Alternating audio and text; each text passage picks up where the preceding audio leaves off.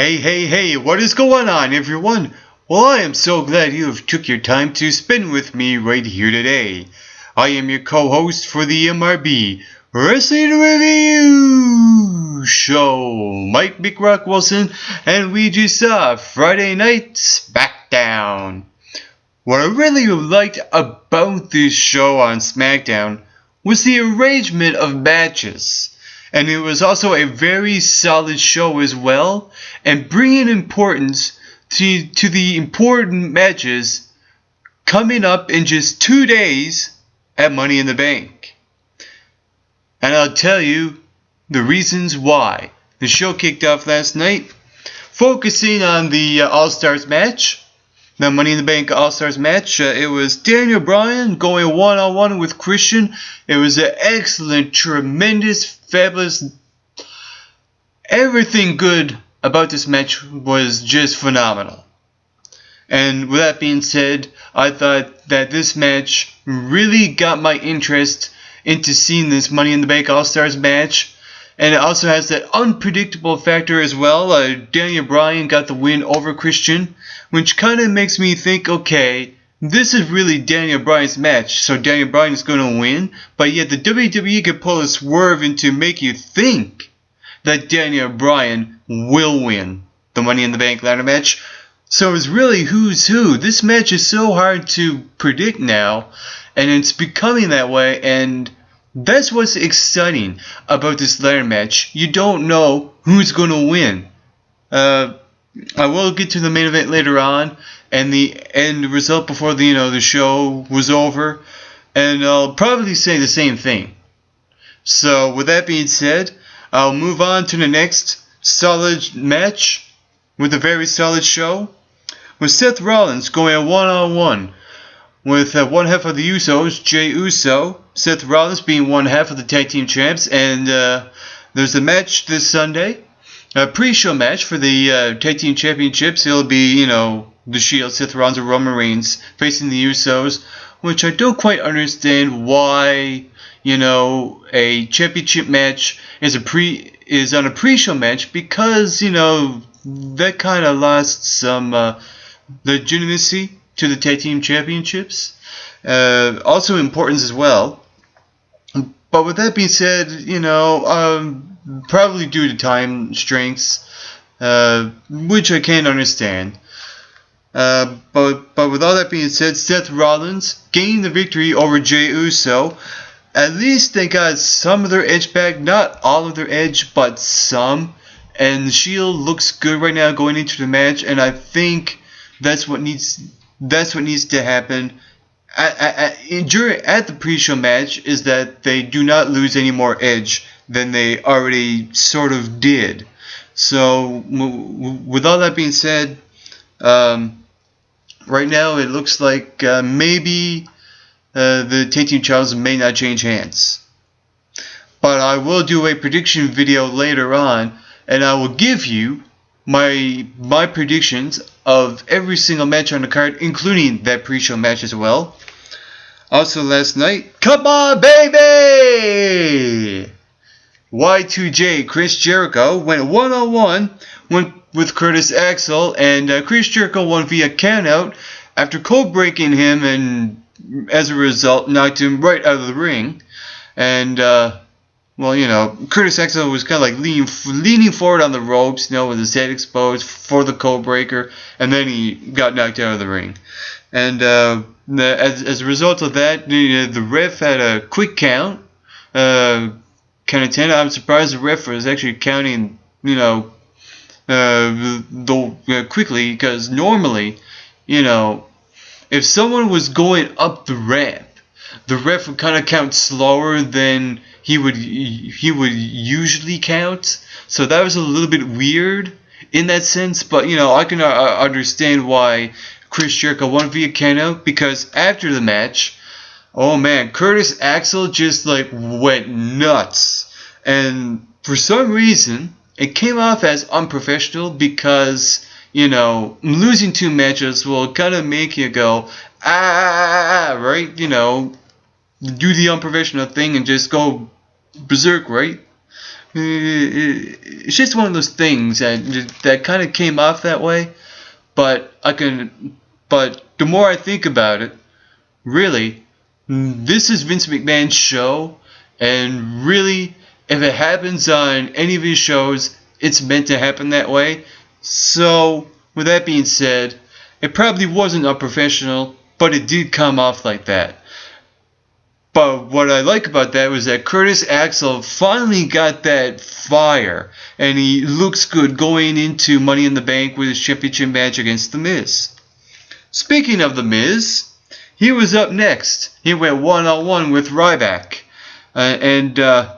For a second, I thought this was going to be a repeat of their first match when Ryback stopped the match, because you see him holding his knee, and he told the ref not to stop the match, and he just clotheslined The Miz and shell-shocked him, but it looked like he was kind of having trouble.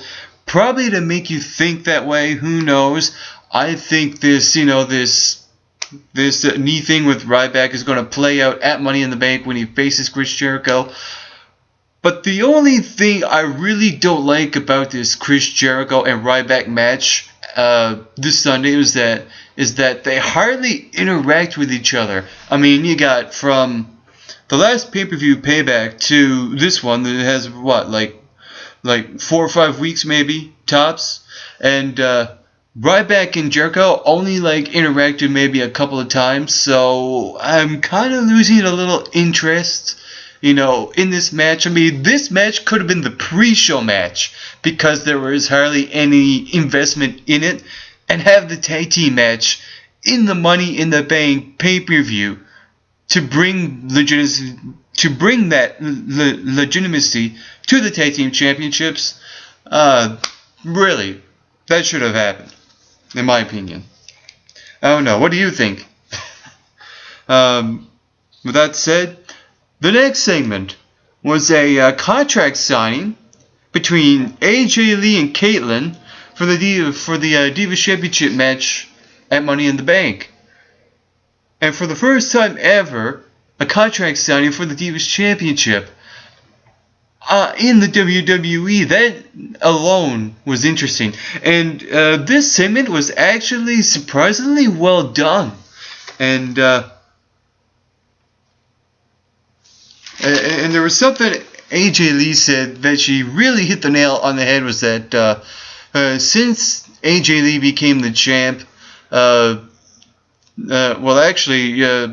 think she said something along the lines of, before AJ was champ, the Divas division was nothing, and when AJ is champ, the Divas division, absolutely, it's hers, right? She's a champ.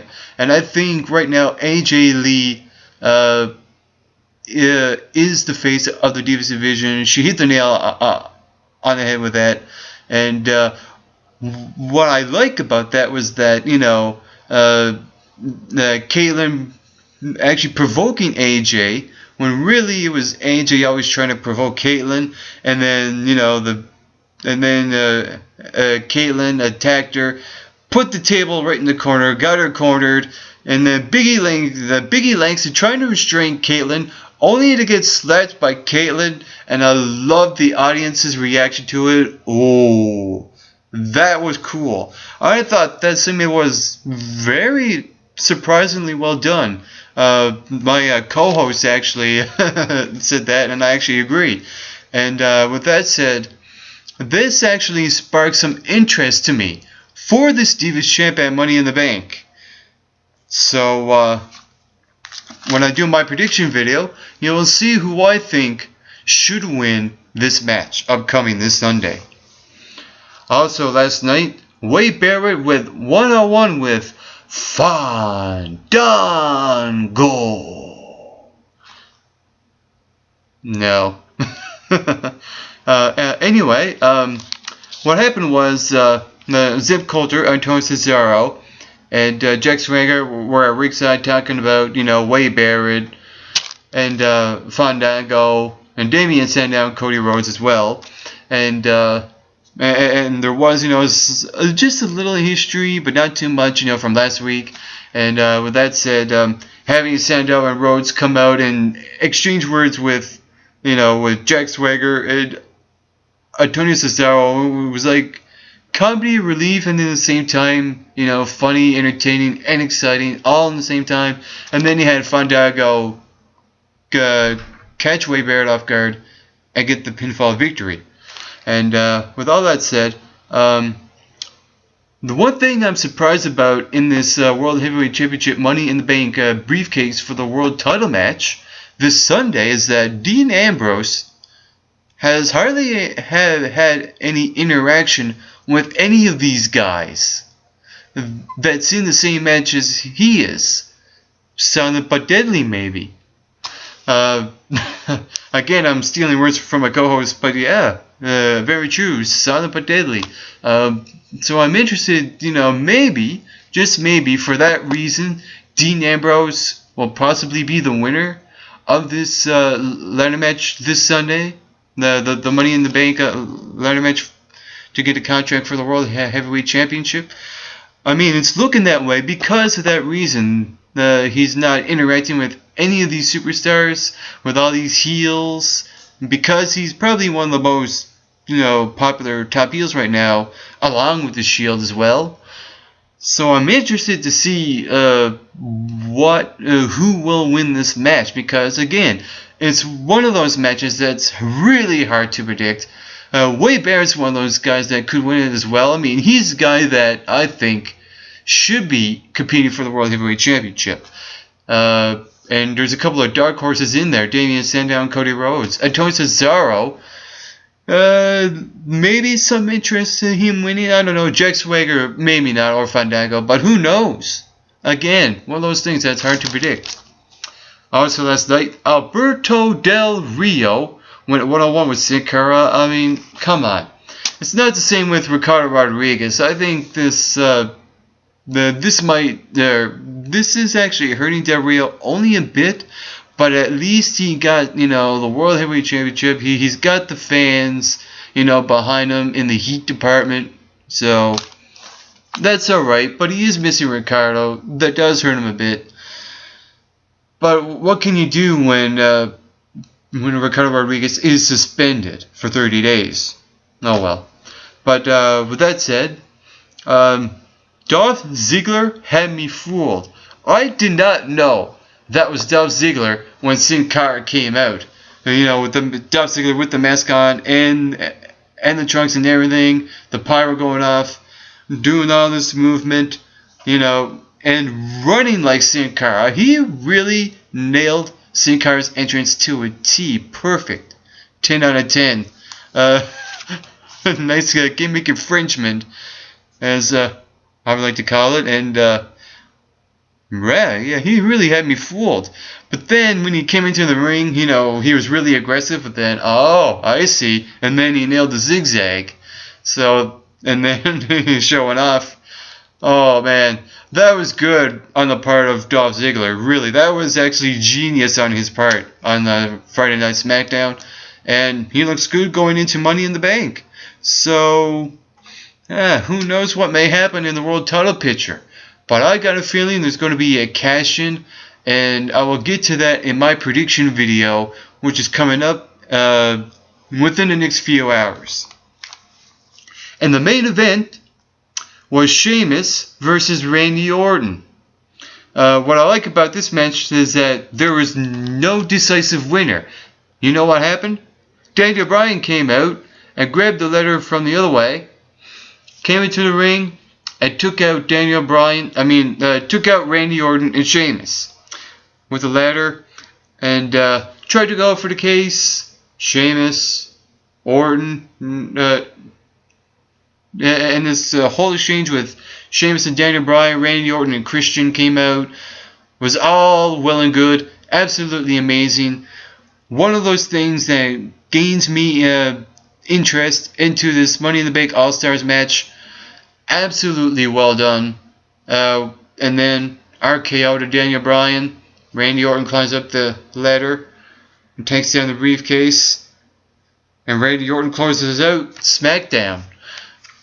And again, like I said before, a match that is really hard to predict. I mean, Randy Orton last night looked tremendous. Not only in that match, but before the show ended. As well as Daniel Bryan. So, I'm really, really curious to see who's going to win this match. Oh, man.